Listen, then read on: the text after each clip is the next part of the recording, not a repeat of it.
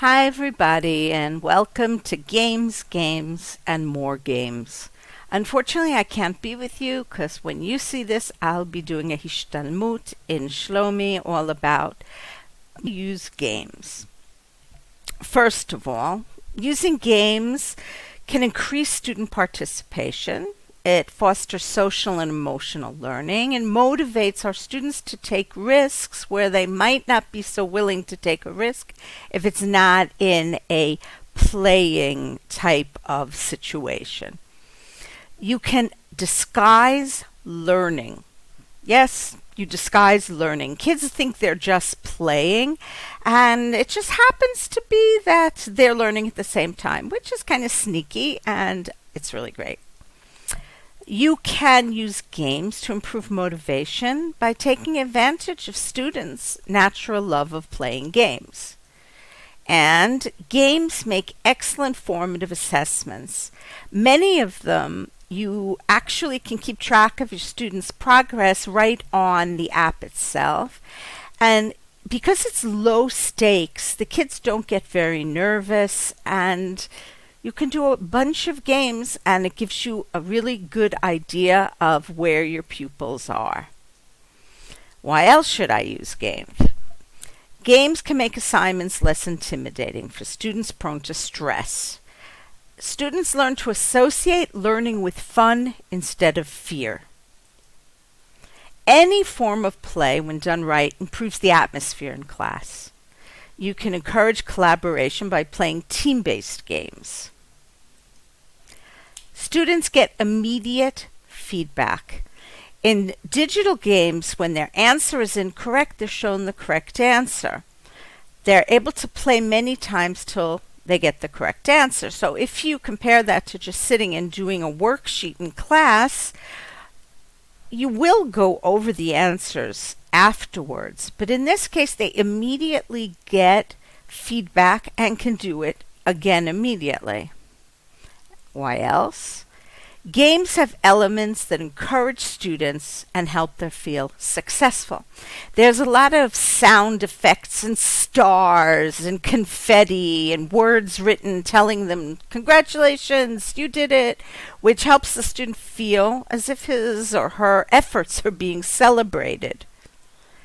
Digital games are self-grading, so they free up your time. So instead of sitting and grading worksheets and reviewing answers with your class and in class time, you have more time to engage with students. And when playing a game, endorphins are produced, which creates a feeling of euphoria, happiness, excitement. So this develops a positive learning environment and a feeling of belonging, which makes kids look forward to coming to your class. So that's the why, and here comes the how.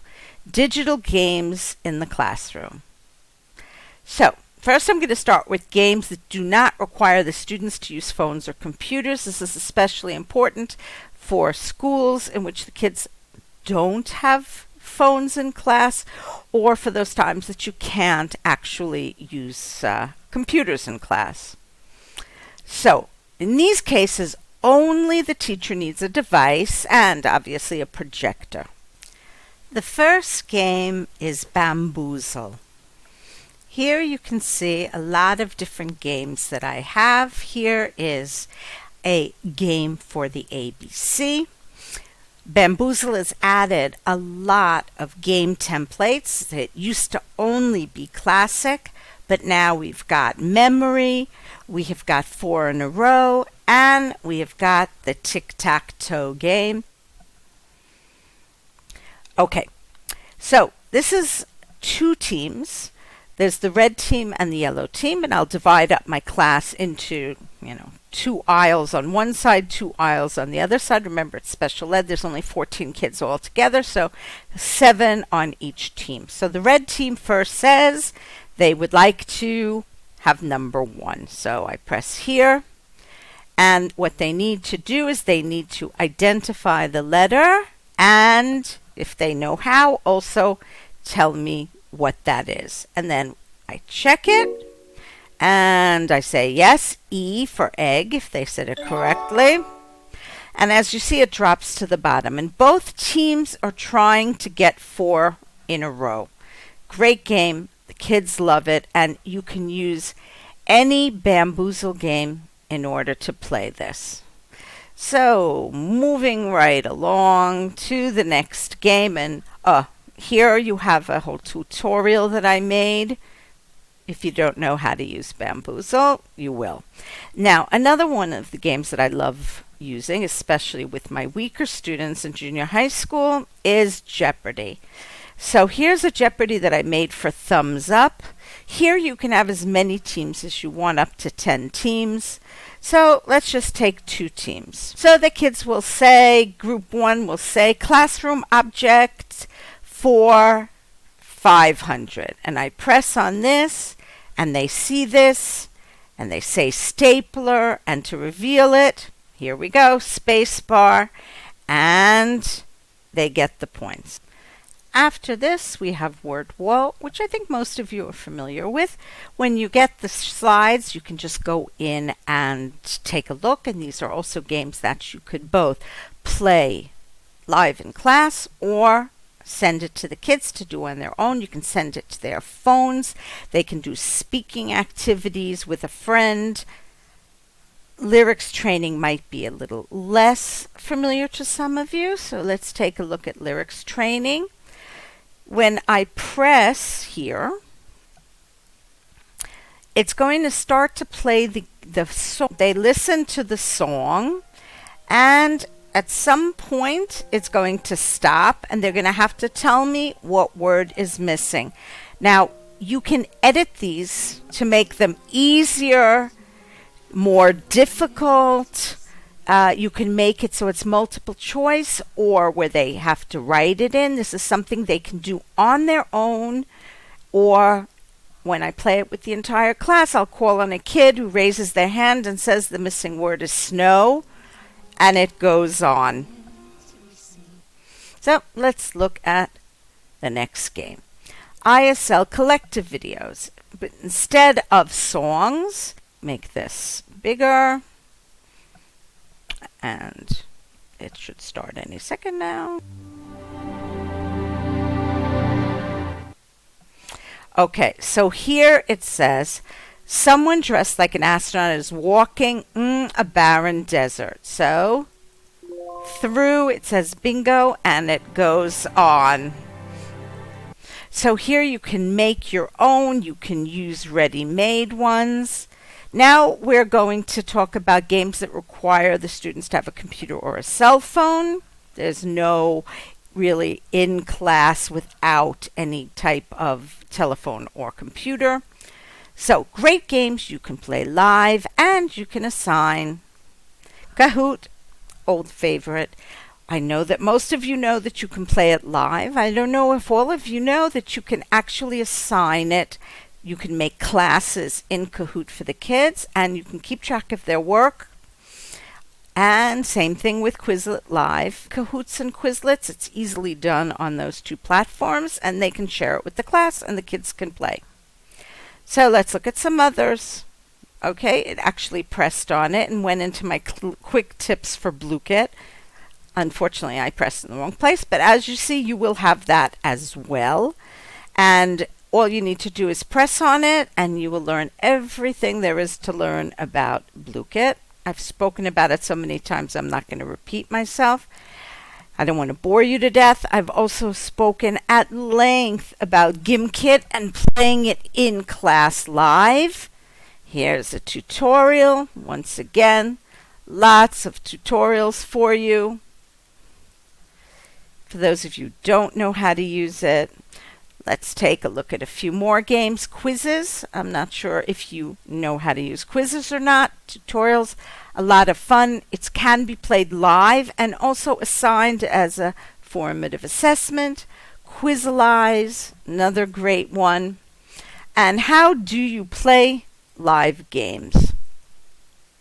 Okay, how to play a live game in class.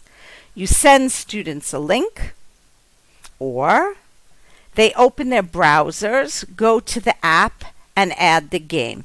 Now, I don't know if there's anyone here who has never given a Kahoot to their students. If you don't know how to do it, you've got a video here. The next topic is something that might be less familiar to some of you, which is how to assign asynchronous games. This means that the kid is going to play the same game at his own pace whenever he wants to do it, but it's still the same game as he would play in the class. What's wonderful about these asynchronous games is it really works as a formative assessment and even a summative assessment, because you can see the student progress reports by creating classes within the app. They can easily be done either by syncing with Google Classroom, which means the app takes the kids' names and emails directly from Google Classroom at a press of a button, or you can send them a link and a class code. It's really very simple to create a class. If any of you have ever made a class in Quizlet, then you'll know you get reports, you see everything they did and how they managed. I did make a video for you. Being that we're short of time, I'm not going to show you the video now, but just know that you can both create a new class without Google Classroom, or you can create a new class with Google Classroom, and in both cases, after you do it, the kids are all in your class. Whoop, it wants to start the video. All right, the next thing I want to talk about, another fun game, is treasure hunts. So one way to make treasure hunts is on Google Slides. So let's take a look at a Google Slides treasure hunt that I made for my students. This is the rules, more rules. I explained this all to the kids before they left, and then off they went. What they needed to do was to look around school and take a picture of something red.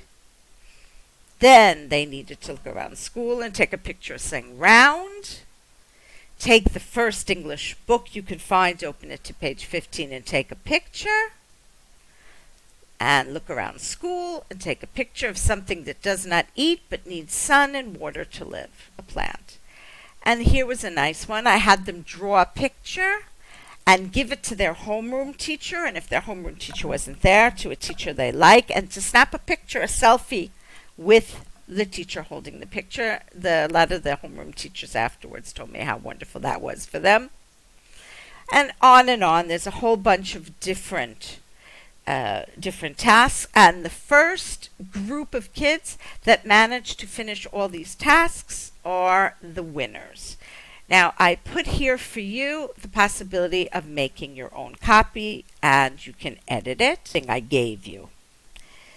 The next is a really cool app called Goose Chase. You can use it for free up until, I think, 25 people playing in a game. The kids can play in pairs, so even if you have a bigger class, it's great. And here, if you press on this, you get lots of resources and ideas for clues, etc., of how to make a treasure hunt. Next, more on treasure hunts by Adele and interviewing Paula. Really worthwhile watching. I hope you do. Next, Genially for education. You can get a free Genially account as a teacher. And there are lots of templates for board games, breakout rooms, formative assessment games, and much more. So here's another video that I made for you about Genially and game templates, but really, it is so amazing. All you need to do is take out whatever text they have written and add your own. The video is pretty long, so instead of showing you the video, which you can look at later, I'm just going to kind of whoosh through so you get an idea. I'm going to my panel here where you can see all of the different Geniallys that I have made and things that I have saved for the future. Now, they're really, really easy to edit. So all of these things are all based on templates. So let me just quickly show you what you can do. So you go to where it says inspiration, and you choose a template that is attractive to you, that you want to use, and you can go to education, and here are ones that are really better for us. And then you can also narrow it down by writing games. So here are all sorts of different game templates that you can use. There are quite a few more. So let's take a look at the ones that are reusable. And how about, let's try game boards. And all of these come up, and you're just going to have to pick something that you want to use and you want to edit. So we'll go into here, and I will take Jeopardy and say that I want to use it as a template. It copies it, and then it allows me to do whatever kind of editing that I want to do. You see, it takes a few minutes, and we've got the entire game of Jeopardy ready for us to edit. So I'm going back to my panel, and I'm going to show you a couple of things that I've already made that are ready to use. So creations, this goes back to my creations. And let's take a look down here to find a game. Okay, now these two are actually formative assessments made using ready-made templates. All I did was ask the questions I wanted to ask. So let's take a look at this one. This I made as a game board for my 8th grade special ed kids last year. And when they roll the dice that they have here, and let's say they rolled 2, they come here. They see it says, where do you live? And they have to answer the question orally. And let's say this kid came here and he presses on this. And instead of a actual question, he has a challenge. He has to count to 20. This kid comes here and he gets the question, what is the largest land animal? And if he doesn't know, you can show him the picture, and then he will say elephant. Now, if you don't know how to use snakes and ladders, the instructions are hidden here underneath my video. But basically, they just play by going around the board. The board was all ready. All I did was add the questions I wanted to add. And just to take a quick look at one more of these. So which one should we look at? Okay, here we go. I'm going to look here. I opened it in the slower way.